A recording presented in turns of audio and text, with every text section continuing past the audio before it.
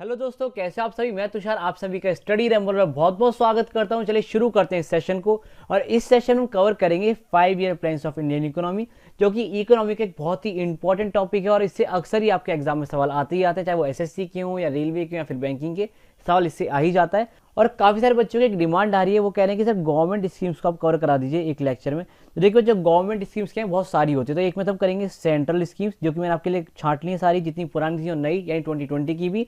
और एक में हम करेंगे स्टेट की स्कीम्स, ठीक है। तो सेंट्रल वाली का आपको लेक्चर आज मिल जाएगा, don't you worry about that, ठीक है। और हाँ, अगर इस सेशन का भी आपको पीडीएफ चाहिए तो आपको टेलीग्राम चैनल ज्वाइन करना पड़ेगा, जिसका लिंक आपको डिस्क्रिप्शन में मिलेगा। तो इस सेशन के बाद आप उसको ज्वाइन कर लीजिएगा, ठीक है। अब चलिए शुरू करते हैं सेशन को विदाउट एनी डिले, बहुत ज़्यादा बातें हो चुकी हैं ऑलरेडी। तो देखिए सबसे पहले हम ये जानेंगे कि भाई ये 5 ईयर प्लान्स आए कहाँ से हैं, इनकी शुरुआत कहाँ से हुई, भाई कैसे लोगों के मन में ये बात आ गई कि भाई 5 ईयर प्लान होना चाहिए। वैसे तो आजकल लोगों ने अपने एग्जाम की तैयारियों को पंचवर्षीय योजना बना दिया है, तो आप ऐसे मत करना, आप अच्छे से एक बार पढ़ो भाई और अच्छे से एग्जाम देके अपनी नौकरी लपाओ, ठीक है।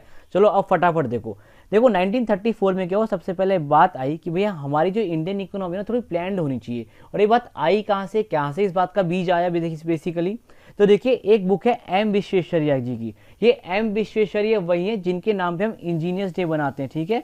इंजीनियर्स डे इन्हीं के नाम पे बनता है बच्चों, ध्यान रखना है आपको। और ये किस दिन बनता है, ये 15 सितंबर को बनता है, आपको ध्यान रखना। ये एक सिविल इंजीनियर थे, आपको पता होना चाहिए। तो इनकी बुक थी प्लान्ड इकोनॉमी ऑफ इंडिया, इसी के अंदर इन्होंने बात करी है कि इंडिया की इकोनॉमी को प्लान्ड होना चाहिए। और ये 1934 में ही बात हो गई, यानी आज़ादी से पहले।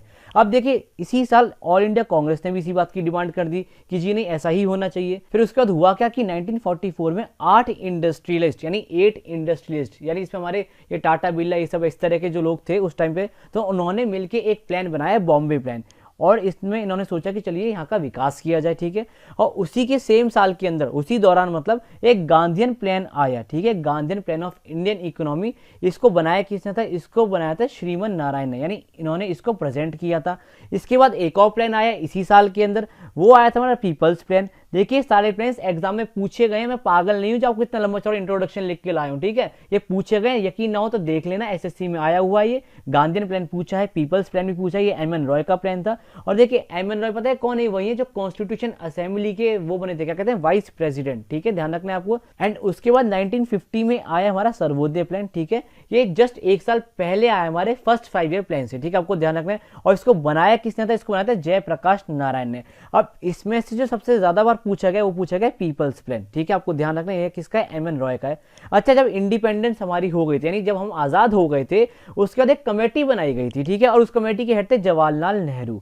तो इस कमेटी की रिकमेंडेशन पे हमने बनाया प्लानिंग कमीशन इन 1950, ठीक है। 1950 प्लानिंग कमीशन बना एक कमेटी के बेसिकली रिकमेंडेशन पे, जिसके हेड कौन थे, जवाहरलाल नेहरू। और फिर उसके बाद हमारे इस प्लानिंग कमीशन ने बनाया हमारा फर्स्ट 5 ईयर प्लान इन 1951, ठीक है। यहां तक बात क्लियर है। आप फटाफट पढ़ते हैं अपने सारे 5 ईयर प्लान। ये था इसका इंट्रोडक्शन, आई होप आपको चल गया होगा पता इसकी शुरुआत कहां से हुई है। चलिए देखिए पहले देखते हैं फर्स्ट 5 ईयर प्लान। देखिए इसको और क्या कहते हैं, इसको हम कहते हैं Herod Domar plan. Herod Domar plan इसको कहा जाता है, काफी बार एग्जाम में पूछा गया, टिक कर लीजिए इस वाले पॉइंट को। और इसका फोकस क्या था, एग्रीकल्चर। अब देखिए एग्रीकल्चर फोकस था, तो इसके लिए हमने क्या बनाया, डैम बनाए। तो पहले हमने बनाए 3 डैम, वो कौन कौन से डैम है, Bhakra Nangal dam, Hirakud dam and Mettur dam. ये मैंने आपको डैम्स वाले वीडियो में भी कवर कराए हैं, अगर आपने वो वीडियो नहीं देखा है तो एक बार जाके डिस्क्रिप्शन में देख लो, लिंक पड़ा है उसका, देख लेना बाद में इस सेशन के, ठीक है। इसी प्लान के दौरान हमने 5 आईआईटी भी सेटअप किए, ठीक है। और यूनिवर्सिटी ग्रांट कमीशन को भी सेटअप किया 1953 में। अब देखिए ये जो यूनिवर्सिटी ग्रांट कमीशन है, ये कमेटी की रिकमेंडेशन में बना था। तो उस कमेटी के हेड कौन थे, ये थे एस राधा कृष्णन। और इसी के बाद से हम क्या बनाते हैं, नेशनल टीचर्स डे बनाते हैं। क्या बनाते हैं, नेशनल टीचर्स डे बनाते हैं, आपको ध्यान रखना है, ठीक है। आपको पता होना चाहिए ना कि बनाते क्यों, इसी के बाद से बनाते हैं। और इनको भारत रत्न भी मिला हुआ है, क्या मिला हुआ है, भारत रत्न भी इन्हें मिला हुआ है, तो आपको ध्यान रखना है। चलिए आगे चलते हैं और देखते हैं सेकंड 5 ईयर प्लान। तो देखिए अब हम आगे सेकंड 5 ईयर प्लान पे, इसको हम और क्या कहते हैं, इसको हम बोलते हैं मेहलानोबिस मॉडल, क्योंकि मेहलानोबिस यानी पीसी मेहलानोबिस ने ही क्या किया था, इसको बनाया था। इनको हम बोलते हैं फादर ऑफ इंडियन स्टैटिस्टिक्स, ऐसा भी बोला जाता है, ठीक है, आपको पता होगा। और इसका जो फोकस था वो था हैवी इंडस्ट्री के ऊपर। और इसी प्लान के अंदर हमने हाइड्रो इलेक्ट्रिक पावर प्रोजेक्ट्स की शुरुआत करी, कुछ पावर प्रोजेक्ट्स बनाए और 5 स्टील प्लांट्स को 4 लोकेशन पे लगाए। वो लोकेशन क्या क्या है, भिलाई, दुर्गापुर, राउरकेला और जमशेदपुर, ये 4 लोकेशन थी जहां पे हमने 5 स्टील प्लांट्स को सेटअप किया। प्लस इसी प्लान के दौरान हमने एटॉमिक एनर्जी कमीशन की भी वो करी स्थापना, जो कि 1957 में कर दी थी हमने। और इसी के टाइम पर Tata institute of fundamental research बना, यानी टिफर, जो कि आज के टाइम में इंडिया का टॉप मोस्ट रिसर्च इंस्टीट्यूट है, आपको पता होगा। चलिए आगे चलते हैं। आगे देखिए ये थर्ड 5 ईयर प्लान जो कि 1961 से 1966 तक चला है, ठीक है, देख लीजिए आराम से। इसको हम और क्या बोलते हैं, इसको हम बोलते हैं सुखमोई चक्रवर्ती एंड प्रोफेसर सेड्डी मॉडल। वैसे ज्यादा पूछा नहीं जाता है क्योंकि वो शुरू के 2 ही पूछे जाते हैं, ठीक है, तो आपको ध्यान रखने हैं वैसे। अच्छा, इसको हम और क्या बोलते हैं, इसको हम बोलते हैं गडगिल योजना, ठीक है, गडगिल योजना भी इसी को बोला जाता है, आपको ध्यान रखना है। और देखिए ये वाला प्लान क्या था, फेल हो गया था, बहुत बुरी तरह फेल हुआ था, ये आपको बता दूं, क्योंकि देखिए इस टाइम पे हो गए 2 वॉर। एक तो था साइनो इंडियन वॉर, जिसको हम क्या बोलते हैं, इंडिया चाइना वॉर भी बोलते हैं, और एक हो गया इंडिया पाकिस्तान वॉर। एक हुआ 1962 के अंदर पहला वाला, और दूसरा वाला 1965 के अंदर, ठीक है। तो इसलिए क्या हुआ, ये वाला प्लान पूरा का पूरा फेल हो गया, ठीक है। अच्छा, इस टाइम पे लेकिन हमारा फोकस क्या था, इस टाइम पे फोकस था हमारा agriculture and production of rice. और इसी टाइम पर यानी इसी प्लान के अंडर हमने ग्रीन रेवोल्यूशन भी स्टार्ट किया, और ये सक्सेसफुल रहा था ग्रीन रेवोल्यूशन, नो डाउट। आज के टाइम में आप जानते हैं इंडिया और बाहर के देशों को फूड ग्रेन सप्लाई करता है, ठीक है, अपनी तो छोड़िए हम बाहर वालों को भी खिला रहे हैं, ठीक है। अच्छा, इस ग्रीन रेवोल्यूशन के जो हमारे फादर हैं उन्हें क्यों कौन है, ये हमारे MS स्वामीनाथन। MS स्वामीनाथन क्या है, हमारे ग्रीन रेवोल्यूशन के फादर होते हैं, आपको पता होगा। MS स्वामीनाथन क्या है, हमारे ग्रीन रेवोल्यूशन के फादर हैं। और देखिए कभी अगर ये पूछ ले कि भाई father of green revolution in the world किसे माना जाता है, तो वो कौन है, नॉर्मन ई बोरलॉग। अब देखिए जो चीज़ मैं आपको लिखवाता हूँ ना, आपने लिख लिया कीजिए और नोट्स बना लिया कीजिए, क्योंकि बोरलॉग BOURLOUGH, ठीक है। नॉर्मन ई बोरलॉग को क्या मानते हैं हम, father of green revolution in whole world. अब देखिए हुआ क्या, जब यहाँ पे 2 बार वॉर हो गई ना, तो थोड़ा अनस्टेबिलिटी आ गई देश में, ठीक है। तो इसके लिए क्या किया, जो नेक्स्ट 3 साल थे, अगले 3 साल थे, वहाँ पे कोई 5 ईयर प्लान आया ही नहीं। तो उस पीरियड को हम बोलते हैं, उसको बोलते हैं प्लानिंग हॉलीडे। और देखिए काफ़ी बार ये पूछा गया कि जो प्लानिंग हॉलीडे वाला पीरियड है ये कौन सा वाला है। तो प्लानिंग हॉलीडे वाला पीरियड होता है 1966 से लेकर 69 का, क्या है, प्लानिंग हॉलीडे वाला पीरियड है, ठीक है। अब देखिए इसमें क्या था कि हमने एनुअल प्लान पे थोड़ा एम्फोसिस किया। हालांकि इस वाले पीरियड को आप एनुअल प्लान वाले से मत कंफ्यूज करना, एनुअल प्लान वाला भी आगे आएगा, इसको तो हम प्लानिंग हॉलीडे ही बोलते हैं, ठीक है, ध्यान रखना। बट इसमें क्या किया था सरकार ने, भाई छोटे मोटे प्लान बना दिए, भाई साल भर देखा कुछ हो रहा है तो ठीक है, नहीं तो भाड़ में जाने दो। तो कुछ ऐसा ही सीनेरियो रहा इस दौरान कि भाई क्या वो कभी एक एनुअल प्लान ला दिया या कभी कुछ लाए नहीं, इस तरह का चलता रहा। चलिए आगे चलते हैं और देखते हैं 4th 5 ईयर प्लान क्या था हमारा। तो देखिए ये हमारा 4th 5 ईयर प्लान, ठीक है। अब इसका फोकस क्या था, इसका फोकस था growth with stability and progress towards self reliance, ठीक है। यानी हमें आत्मनिर्भर बनना है और स्टेबल रहना है, क्योंकि ऑलरेडी 2 जंग हम लड़ चुके हैं, ठीक है। तो देखिए इसके अंदर क्या किया गया कि 14 इंडियन बैंक्स को नेशनलाइज किया गया, वो भी इंदिरा गांधी की गवर्नमेंट के टाइम पे, ठीक है। इंदिरा गांधी की सरकार थी ना, तो इन्होंने क्या किया, 14 इंडियन बैंक्स को नेशनलाइज किया। प्लस इंडिया पाकिस्तान की वॉर भी हो गई, स्टेबिलिटी की बात कर रहे थे, करके बैठ गए वॉर, 1971 के अंदर हुई थी, आपको पता ही है। एंड तभी हमने बांग्लादेश को भी आज़ाद करा दिया। बेसिकली क्या था, वो ईस्ट पाकिस्तान था ना, तो हमने उसको बांग्लादेश ऐसा अलग कंट्री बना दिया, ठीक है।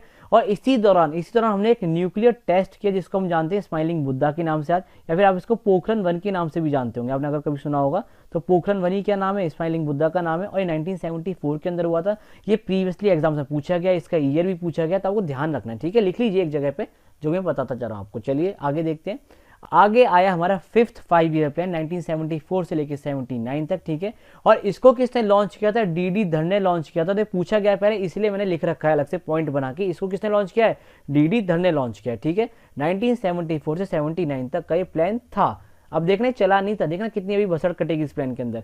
इसका फोकस क्या था, removal of poverty and attainment of self reliance, removal of poverty and attainment of self reliance, यानी हमें आत्मनिर्भर बनना है और गरीबी हटानी, यानी गरीबी हटाओ का जो नारा दिया गया था इसी दौरान तो दिया गया था, ठीक है, इंदिरा गांधी के द्वारा।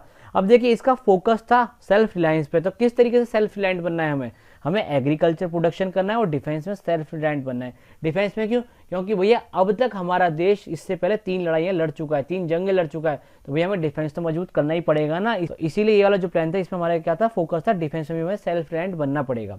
तो इसमें क्या किया, जो भसड़ कटी वो क्या कटी, 1978 के अंदर आके मोरारजी देसाई ने इस प्लान को रिजेक्ट कर दिया। कहते जी ये क्या बकवास है, हटाओ। इन्होंने क्या किया, इस प्लान को रिजेक्ट करके 3 प्रोग्राम लॉन्च कर दिए। अब वो प्रोग्राम क्या क्या है वो देख लीजिए, इनसे क्वेश्चन आया हुआ है।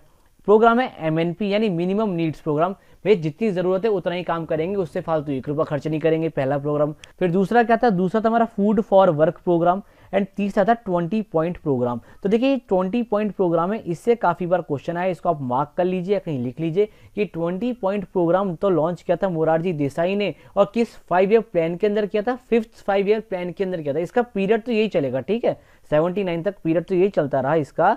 लेकिन क्या किया 1978 में प्लान जिस तरीके से बनाया गया था ना, उसको कैंसिल करके ये इन्होंने अपनी वो कर दी बसर यहाँ पर, ठीक है, यानी ये 3 प्रोग्राम लॉन्च कर दिए, ठीक है, तो ध्यान रखना है आपको। अच्छा, इसके बाद क्या हुआ, इसके बाद आया एक रोलिंग प्लान। क्या आया, रोलिंग प्लान आया 1978 से लेके 80 तक, ठीक है, क्योंकि हो क्या रहा था कि जब देखिए मोरारजी देसाई का क्या दिमाग खनक गया था यहाँ पे, इन्होंने पहले से ही इसको कैंसिल कर दिया था चलते हुए को। इन्होंने कहा अब मैं क्या करूंगा, मैं ऐसा करूंगा कि भैया हर साल देखूंगा क्या प्रोग्रेस हो रही है, उसके हिसाब से आगे डिसाइड करेंगे, नीति बनाएंगे। तो इन्होंने क्या किया, रोलिंग प्लान लाए 1978 से लेके 80 तक। इसमें क्या करते थे, हर साल हम performance of the plan assess करते थे और उसके हिसाब से नया प्लान बनाते थे, ठीक है, ध्यान रखेंगे आप। चलिए अब आगे चलते हैं, 6th 5 ईयर प्लान देखते हैं, ठीक है। अब देखिए 6th 5 ईयर प्लान कब से कब तक है, ये 1980 से लेके 1985 तक है, आपको ध्यान रखना है। और इसको हम जनता गवर्नमेंट प्लान भी बोलते हैं, जनता गवर्नमेंट प्लान भी बोला जाता है, इसको ध्यान रखना है आपको। और ये किसके ऊपर बेस्ड है, ये नेहरूवियन मॉडल के ऊपर बेस्ड है। याद आपको ना शुरू में बताया था एक गांधीयन मॉडल था, याद ऐसे बताया था, पीपल्स मॉडल था। तो उसी टाइम दौरान जब आज़ाद नहीं हुआ था देश, एक नेहरूवियन मॉडल भी था, तो वहीं से कॉपी पेस्ट कराए इन लोगों ने, जनता वालों ने, जनता दल ने बेसिकली, और इन्होंने बनाया एक 6th 5 ईयर प्लान। अगर आप चाहते हैं कि मैं इस तरह के जो इंपॉर्टेंट मॉडल्स हैं इकोनॉमिक ग्रोथ की, उस पर भी एक वीडियो बनाऊं, तो आप कमेंट सेक्शन में लिख देना और फटाफट इस वीडियो को लाइक और शेयर जरूर कर दो यार। देखो आपके लिए मैं मेहनत लगातार कर रहा हूँ, आप जो बोले मैं आपको पढ़ा भी रहा हूँ। एक के बस मेरे को लगता है 1 या 2 बच्चों ने कहा सर 5 ईयर प्लान पढ़ा दो, मैंने कहा चलो इस पर वीडियो बना देते हैं, फटाफट बच्चों को पढ़ा देते हैं। तो अगर मैं मेहनत कर रहा हूँ तो इसको लाइक करो यार, शेयर कर दो अपने भाई बहनों के साथ जो पढ़ रहे हैं, तैयारी कर रहे हैं, अपने दोस्तों के साथ। मैं ये टारगेट कर रहा हूँ कि एटलीस्ट इस पे आप लोग मेरे को 1000 व्यूज दिला के जाओगे, ये मैं टारगेट करके चल रहा हूँ। आपको एक करना पड़ेगा मेरे लिए और अपने लिए भी, ठीक है। अब देखिए आगे, इसमें हमने क्या किया, बिगिनिंग की इकोनॉमिक लिबरलाइजेशन की इसी टाइम पे 1980 से लेकर 1985 तक हमने क्या किया, अपनी इकोनॉमी को थोड़ा लिबरल बना दिया। क्या बना दिया, लिबरल बना दिया, थोड़ा सा स्मूथ कर दिया। आगे देखिए इसमें और क्या फोकस था हमारा, इसमें हमारा फोकस था industrial development, specially IT sector.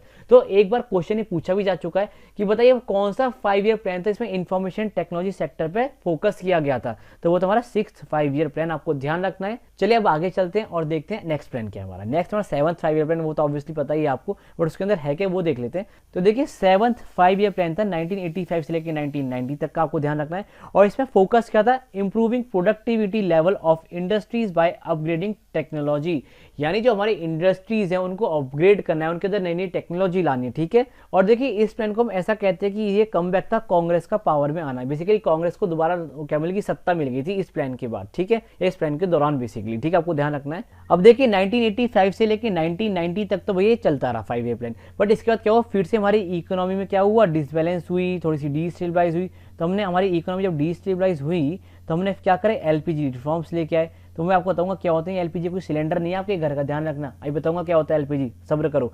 तो देखिए जो पीरियड था 1990 से लेकर 1992 तक का, ये थोड़ा बहुत ही बेकार पीरियड था। ऐसा बोलते हैं कि हमारे इंडिया की इकोनॉमी सबसे ज़्यादा बेकार इसी टाइम पे रही है, ठीक है। तो देखिए इस टाइम क्या था, एक तो पॉलिटिकल इनस्टेबिलिटी थी, पहली चीज़ तो ये, और इस टाइम फिर कोई 5 ईयर प्लान आए नहीं इसी चक्कर में, पहली चीज़ तो ये, क्योंकि भाई जब कोई पार्टी नहीं आ रही है क्या कहते हैं सत्ता में, तो क्या प्लान बनाएगी और कैसे वो लॉन्च करेगी उसको, ठीक है। अब हुआ क्या 1991 में क्या हुआ, इंडिया का जो फॉरेन एक्सचेंज रिजर्व था बहुत ज़्यादा गिर गया, बहुत ज़्यादा गिर गया।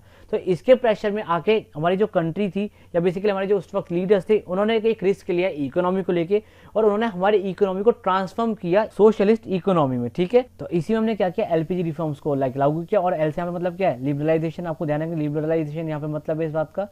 और पी से मतलब है प्राइवेटाइजेशन, प्राइवेटाइजेशन ध्यान रखिएगा, मुझे पता है यार स्पेलिंग गलत हो जाती है, राइटिंग भी थोड़ी गड़बड़ हो जाती है, बट आप समझ जाते हो ना। और जी से क्या है, ग्लोबलाइजेशन। हमने इसमें बेसिकली क्या किया था कि हमने बाहर से कंपनियों को बुलाया, जैसे पेप्सिको वगैरह आई इंडिया में, ठीक है, और भी बहुत सारी कंपनीज आई। हमने इनसे कहा कि भैया तुम आओ हमारे देश में आके बिजनेस करो और हमें हमारा थोड़ा फॉरेन एक्सचेंज रिजर्व बढ़ाने का मौका दो। तो इस तरह की चीज़ें हुई। हमने लिबरलाइजेशन के थ्रू क्या किया कि हमारी जो ईज ऑफ डूइंग बिजनेस है, जैसे आज आप जानते हैं कि एक रिपोर्ट आती है पूरी वर्ल्ड इकोनॉमिक फोरम की, तो उस टाइम पर हमने क्या किया, थोड़ा जब बिजनेस करना है हमारे देश के अंदर उसको आसान बनाया ताकि कंपनियाँ अट्रैक्ट हो हमारे देश में आने के लिए, ठीक है। तो यही सब था एलपीजी रिफॉर्म्स, ठीक है। अब इस वक्त जो थे हमारे क्या कहते हैं प्राइम मिनिस्टर, वो थे पीवी नरसिम्हा राव, जिनको हम क्या बोलते हैं, father of Indian economic reforms. और उस वक्त जो हमारे फाइनेंस मिनिस्टर थे वो कौन थे, डॉक्टर मनमोहन सिंह। तो वो देखिए आप चल देख रहे हैं कि जो मनमोहन सिंह ने उन्होंने कितना ज़्यादा ह्यूज कंट्रीब्यूशन है इंडियन इकोनॉमी को। देखिए पहले फाइनेंस मिनिस्टर थे, उसके बाद ये गवर्नर ऑफ आरबीआई भी रह चुके हैं। और अभी भी आपको पता होगा जब अभी 2018 के बाद, 18 के बाद कह रहा हूँ मैं, 19 जैसी चला और हमारी इकोनॉमी गिरने लगी, तो ये मनमोहन सिंह ने हमें क्या दिया था, एक 5 पॉइंट फॉर्मूला दिया था। आपको पता है 5 पॉइंट फॉर्मूला दिया था मनमोहन सिंह ने बीजेपी गवर्नमेंट को। देखिए तो आप समझ रहे हैं, भले अपोजिशन में तो बैठे हैं लेकिन अभी भी क्या कर रहे हैं, इकोनॉमी को सुधारने में काम करें। तो आपको ध्यान रखना है डॉक्टर मनमोहन सिंह का बहुत ही बड़ा कंट्रीब्यूशन है इंडियन इकोनॉमी में। ठीक है, आगे चलते हैं। आगे देखिए, आगे 8th 5 ईयर प्लान जो कि 1992 से लेकर 1997 तक चला। इसमें क्या था, हमने फोकस किया मॉडर्नाइजेशन ऑफ इंडस्ट्रीज पे। और देखिए इस जो प्लान है बेसिकली इसको हम टर्म करते हैं Rao and Manmohan model for economic development. ठीक है, और वही इसका मेन देखो जो गोल था वो क्या था, देखो फटाफट। इसका गोल था पॉपुलेशन ग्रोथ, जो कि आज तक हम कर नहीं पा रहे, अब तो हम चाइना को भी सरपास कर देंगे इसमें। इसी में तो हमने एक ग्रोथ मचाई है केवल। फिर था पॉवर्टी रिडक्शन, यानी गरीबी को कम करना, जो कि थोड़ी बहुत कम हो भी गई है अब। फिर था एम्प्लॉयमेंट जनरेशन, जो कि हो ही नहीं रहा है, एनटीपीसी की तो भर्ती हुई नहीं 1.5 साल के अंदर, क्या होगा बोला। और फिर थे स्ट्रेंथनिंग द इंफ्रास्ट्रक्चर। ठीक है, यानी हमारा जो इंफ्रास्ट्रक्चर है, यानी जो ब्रिजेस हैं, रोड्स हैं, इन सबको थोड़ा और बढ़ाना, बनाना, ये सब। तो ये सब इसके क्या थे, ऑब्जेक्टिव्स थे। चलिए आपको ये ध्यान भी रखने, कई बार पूछ लेता है कि जो हमारा ये पॉपुलेशन ग्रोथ का क्या कहते हैं मुद्दा था, ये कौन सा 5 ईयर प्लान के अंदर क्या कहते हैं शामिल किया गया। तो ये 8th 5 ईयर प्लान के अंदर शामिल किया गया था। ठीक है, चलिए आगे चलते हैं। आगे देखिए, आगे 9th 5 ईयर प्लान जो कि 1997 से लेकर 2002 तक चला है। और इसका जो स्लोगन था वो क्या था, growth with social justice and equality. आपको ध्यान रखना है, एक बार ये पूछा गया कि बताइए ये जो स्लोगन है किस 5 ईयर प्लान का है, तो ये 9th 5 ईयर प्लान का, आपको ध्यान रखना है। ठीक है, और इसमें हमने एक टारगेट सेट किया, हमने सेट किया कि हमारी जो जीडीपी ग्रोथ होनी चाहिए वो 6.5% होनी चाहिए, बट हुई कितनी, 5.3% हुई। तो आप कह सकते हैं थोड़ा बहुत हमने इसको सही से चला लिया, बाकी तो कोई दिक्कत है नहीं। बाकी इसका फोकस क्या था, फोकस इसका क्वालिटी ऑफ लाइफ, यानी जो हमारे लाइफ के स्टैंडर्ड्स हैं वो अच्छे होने चाहिए। Generation of productive employment and self reliance and agriculture and rural development. ठीक है, यानी क्या क्या है, क्वालिटी ऑफ लाइफ यानी हमारा जो रहने सहने का ढंग अच्छा होना चाहिए। जनरेशन ऑफ प्रोडक्टिव एम्प्लॉयमेंट, यानी जो एम्प्लॉयमेंट है वो अच्छे तरीके से जनरेट होना चाहिए, यानी ऐसा नहीं ना कि मान लो 2 लोगों का काम है 4 जने लग रहे हैं, ऐसा नहीं होना चाहिए ना। फिर सेल्फ रिलायंस होना, यानी आत्मनिर्भर बनना। फिर एग्रीकल्चर पे फोकस किया इन लोगों ने, और रूरल डेवलपमेंट पे फोकस किया, यानी जो हमारे गाँव का विकास हो उस पर इन्होंने फोकस किया। आगे देखिए, आगे 10th 5 ईयर प्लान। ठीक है, 10th 5 ईयर प्लान कब से कब तक था, 2002 से लेके 2007 तक था। अब देखिए इसका फोकस क्या था, इसका फोकस था reduction of poverty ratio by 5 percentage points, यानी 5% हमें पॉवर्टी क्या करनी है, गिरानी है अपनी। And reduction of gender gaps, यानी जो आप देखते हैं मेल और फीमेल का जो जेंडर गैप है इसको भी कम करना था, इनको इक्वल बनाना था। और हाई क्वालिटी ऑफ एम्प्लॉयमेंट, ये भी हमें जनरेट करना था इस 5 ईयर प्लान के दौरान। ये काफ़ी हद तक हमने अटेन किया भी था। ठीक है, आगे देखिए 11th 5 ईयर प्लान जो कि 2007 से लेके 2012 तक चला है। इसका फोकस क्या था, हमारी जीडीपी को एक्सेलरेट करना फ्रॉम 8% टू 10%, और फिर लगातार उसको बनाए रखना आगे के प्लान में। ठीक है, ये था इसका हमारा फोकस। अब देखिए इस वाले 5 ईयर प्लान के अंदर हमने काफ़ी कुछ अटेन किया। हमारा एग्रीकल्चर प्रोडक्शन इंक्रीज हुआ, जीडीपी रेज हुई है, सेक्स रेशियो भी रेज हुआ था, और क्या कहते हैं जो हमारे जो विलेजेस हैं वो कनेक्ट हो गए थे काफ़ी हद तक टेलीफोन के थ्रू और मोबाइल फोन्स के थ्रू, इंटरनेट के थ्रू। ऑन एंड ऑल आप ये कह सकते हैं कि काफ़ी अच्छा प्लान था ये, काफ़ी सक्सेसफुल प्लान रहा था ये। ठीक है, अब आगे चलते हैं। आगे देखिए 12th 5 ईयर प्लान, और देखिए लास्ट प्लान था। ठीक है, ये लास्ट प्लान था। अब यहाँ पे एक प्रॉब्लम क्या है पता है, लास्ट बच्चे पता है क्या सोचते हैं कि जो 12th 5 ईयर प्लान है ये 2012 से लेके 2015 तक ही चला। ये ऐसा क्यों सोचते हैं बता देता हूँ। ऐसा ही इसलिए सोचते हैं क्योंकि भैया 2015 में क्या बन गया था, नीति आयोग बना। तो काफ़ी बच्चे क्या सोचते हैं कि भैया सरकार ने इस प्लान को ही कैंसिल कर दिया, ऐसा नहीं है। ये नीति आयोग बना तो क्या हुआ, सरकार ने कोई प्लान थोड़ा ना कैंसिल कर दिया था। तो आपको ध्यान रखना है, कभी कल को ऐसा क्वेश्चन ही पूछ ले कि भाई इसका टर्म बताओ ये कब से कब तक का था, तो भाई पूरे 5 साल का था, 12 से 17 तक का। ठीक है, अब इसकी थीम क्या थी, इसकी थीम थी faster sustainable and industrial growth, आपको ध्यान रखना है। और देखिए इसमें जो हमारी ग्रोथ थी वो क्या थी, 8% जीडीपी ग्रोथ टारगेट हमने रखी थी। ठीक है, अब यहाँ पे आपको एक ध्यान देने वाली बात ये है कि जैसे आपको बताया कि जो एनडीए गवर्नमेंट है, जो बीजेपी गवर्नमेंट है, उसने इसको स्टॉप तो कर दिया 5 ईयर प्लान को। अब ये आखिरी प्लान था तो इसलिए इन्होंने इसको क्या नाम दिया, प्लान ऑफ इंडिया। क्या नाम दिया, प्लान ऑफ इंडिया, आप ध्यान रखेंगे। चलिए अब आगे चलते हैं, थोड़ा सा जान लेते हैं नीति आयोग के बारे में भी, क्योंकि अगर देखिए प्लानिंग कमीशन को हटा के अगर नीति आयोग आया है तो आपको उसके बारे में पता तो होना चाहिए प्लानिंग की जगह क्या है, नीति आयोग आया है। तो चलिए फटाफट देख लेते हैं। तो देखिए ये जो नीति आयोग है ना, इसको बनाया गया था 1 जनवरी 2015 के अंदर, आपको ध्यान रखना है ये डेट और ईयर दोनों ही। और देखिए ये जो नीति आयोग है इसका मतलब क्या, इसमें जो नीति वर्ड इसका मतलब क्या, इसका मतलब है national institute for transforming India, आपको ध्यान रखना है। और देखिए ये नीति आयोग क्या, ये प्रीमियर पॉलिसी मेकर है, यानी थिंक टैंक है हमारी गवर्नमेंट ऑफ इंडिया का, जो बेसिकली क्या बताता है, प्रोवाइड करता है और डायरेक्शनल देता है पॉलिसी इनपुट्स में बेसिकली बताएगा कि भैया आप इस सारी पॉलिसी को ऐसे बनाओ, ऐसा कर दो इसके अंदर, ये सब ये बताता रहता है, ठीक है, सरकार को। इसके जो चेयरपर्सन है या फिर आप कह सकते हैं जो प्रेसिडेंट है वो कौन है, हमेशा प्राइम मिनिस्टर ऑफ इंडिया रहेंगे, जो कि अभी फिलहाल कौन है, ये श्री नरेंद्र मोदी जी, आपको ध्यान रखना है। और जिसके वाइस प्रेसिडेंट है अभी वो कौन है, या फिर वाइस चेयरमैन आप कहें तो ये हैं हमारे डॉक्टर राजीव कुमार। इनसे पहले कौन थे, वो थे हमारे अरविंद पिंगरिया, ध्यान रखिएगा। अच्छा आगे देखिए, जो इसके सीईओ हैं वो हमारे श्री अमिताभ कांत जी। तो आपको ध्यान रखना है तीनों ही चीजें, और ये कब बना है ये भी याद रखना है। तो देखिए ये था इस सेशन का एंड। आई होप आपको ये सेशन काफी अच्छा लगा होगा। अच्छा लगा जिसको लाइक कर दो, शेयर कर दो फटाफट अपने दोस्तों के साथ। और अगर चैनल पे पहली बार आ रहे हो तो इसको सब्सक्राइब कर लो और बेल आइकन को प्रेस कर लो, ताकि इस तरह के वीडियोस की नोटिफिकेशन कभी आपसे मिस ना हो और आप फटाफट इनको देख पाओ, क्योंकि देखिए सभी वीडियोस काफी इन्फॉर्मेटिव होते हैं। और आप डेली करंट अफेयर के वीडियोस को भी फॉलो किया करो, क्योंकि वहां पे आपको लगातार अपडेटेड वे में सारे करंट अफेयर्स करा रहा हूँ डेली के डेली। और अगर आप चाहते हैं कि आपके लिए मंथली कंपाइलेशन लेके आऊं, जैसे दिसंबर अभी बीता, तो दिसंबर का पूरा इस तरीके से, जनवरी बीतेगा तो जनवरी का, तो आप कमेंट सेक्शन में लिखिएगा, जो आप बोलेंगे वो आपकी डिमांड पूरी करी जाएगी, यहाँ पे चिंता मत कीजिए। और टेलीग्राम चैनल को ज्वाइन कर लो, वहां पे आपको मिलेगा इसका PDF। चलिए मिलते हैं अगले सेशन में, बाय, टेक केयर, ध्यान रखिएगा अपना।